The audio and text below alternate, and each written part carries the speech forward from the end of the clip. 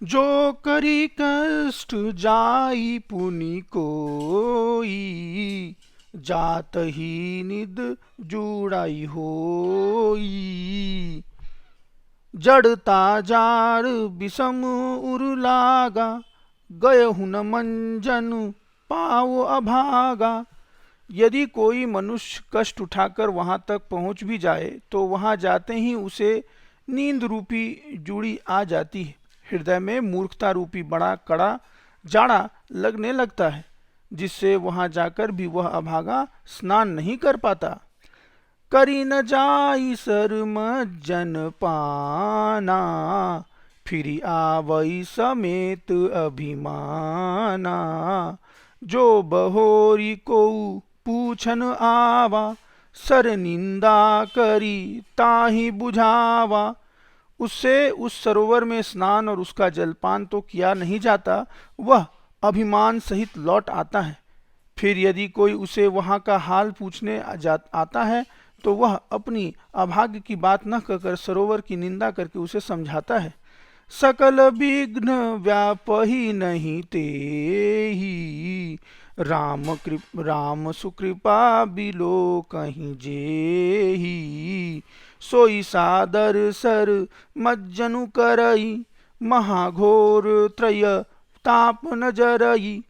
ये सारे विघ्न उसको नहीं व्यापते, बाधा नहीं देते, जिसे श्री रामचंद्र जी सुंदर कृपा के दृष्टि से देखते हैं।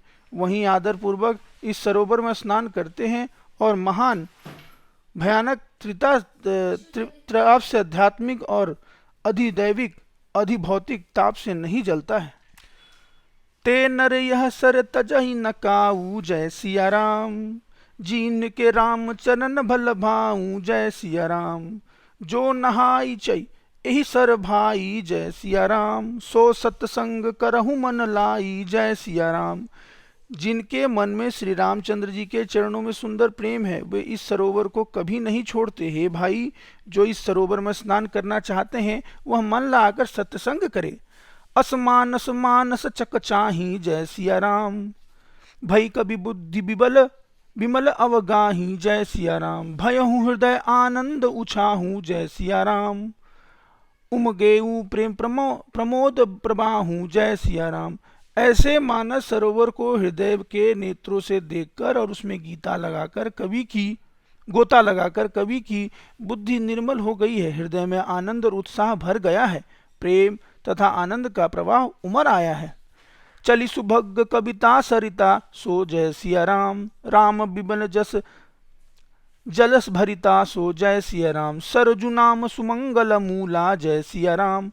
लोक वेद मत मंजुल कूला, जय सिया राम। जिससे यह सुंदर कविता रूपी नदी बह निकली है, जिसे श्री रामचंद्र जी का निर्मल यश रूपी जल भरा है। इस कविता रूपणी नदी का नाम सरयू है, जो संपूर्ण सुंदर मंगलों की जड़ है। लोकमत और वेदमत उसके दो सुंदर किनारे हैं। नदी पुनीत सुमानस नंदनी, कलिमल तनु तरु मूल निकंदिनी। यह सुंदर मानस सरोवर की कन्या सरयू नदी बड़ी पवित्र है और कलयुग के छोटे बड़े पाप रूपी तिनकों और वृक्षों को जड़ से उखाड़ फेंकने वाली है। श्रोता त्रिविध समाजपुर, ग्राम नगर दहुकूल। संत सभा अनुपम अवध, सकल सुमंगल मूल। तीनों प्रकार के श्रोताओं का समाज ही इस नदी के दोनों किनारों पर बसे हुए पूर्वे गांव और नगर हैं, और संतों की सभा ही ये सब सुंदर मंगलों की जड़ और अनुपम अयोध्या जी हैं। राम भगति सुर सरित ही जाई, मिली सुकृति सरजू सुहाई। सानुज राम समर जसु पावन, मिलऊ महानदु सोन सुहावन। सुंदर कीर्ति रूपी सुहावनी सरयू जी राम भक्ति रूपी गंगा जी में जा मिली। छोटे भाई लक्ष्मण जी सहित श्री राम जी के युद्ध का पवित्र यश रूपी सुहावन महानद सोम उसमें आ मिला। जुग बीच भगति देव दुनु धारा, सोहति सहित सुबीरति विचारा, त्रिविध पाताप त्रासक तुमुहानी, राम स्वरूप सिंधु समूहानी। दोनों के बीच में भक्ति रूपी गंगा जी की धारा ज्ञान और वैराग्य के सहित शोभित हो रही है। ऐसी तीनों तापों को डराने वाली यह तुमहानी नदी राम स्वरूप रूपी समुद्र की ओर जा रही है। मानस मूल मिली सुर सरही जय सिया राम, सुनत सुजन मन पावन करही जय सिया राम, बिच बिच कथा विचित्र विभागा जय सिया राम, जनुसरी तीर तीर बन बागा जय सिया राम। इस कीर्ति रूपी सरयू का मूल मानस श्री रामचरित्र है और यह राम भक्ति रूपी गंगा जी में मिली है, इसलिए यह सुनने वाले सज्जनों के मन में पवित्र कर देगी। इसके बीच बीच में जो भिन्न भिन्न प्रकार की विचित्र कथाएं हैं वे ही मानो नदी तट के आसपास के वन और बाग हैं। उमा महेश विवाह बाराती जय सिया राम, ते जलचर अनगत बहुभाती जय सिया राम, रघुबर जन्म आनंद बधाई जय सिया राम, भवर तरंग मनोहरताई जय सिया राम। श्री पार्वती जी और शिव जी के विवाह के बाराती इस नदी के बहुत प्रकार से असंख्य जलचर जीव हैं।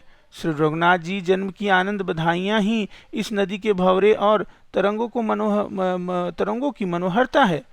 बाल चरित चहु बंधु के बनज विपुल बहुरंग, नृपुरानी परिजन सुकृति मधुकर बारी बिहंग। चारों भाइयों जो बाल चरित है वे ही इस खिले हुए रंग बिरंगे बहुत से कमल हैं। महाराज श्री दशरथ जी तथा उनकी रानियां और कुटुंबियों के सत्कर्म पुण्य ही भंवर और जल पक्षी हैं। सिए स्वयंवर कथा सुहाई, सरित सुहावनी सोच बिछाई, नदी नाव पटु प्रसन्न अनेका, केवट कुशल उतर सविवेक। श्री सीता जी के स्वयंवर की जो सुंदर कथा है वही इस नदी की सुहावनी छवि छा रही है। अनेकों सुंदर विचारपूर्ण प्रश्न ही इस नदी के नाव हैं और अनेक विवेक युक्त उत्तर ही चतुर केवट हैं।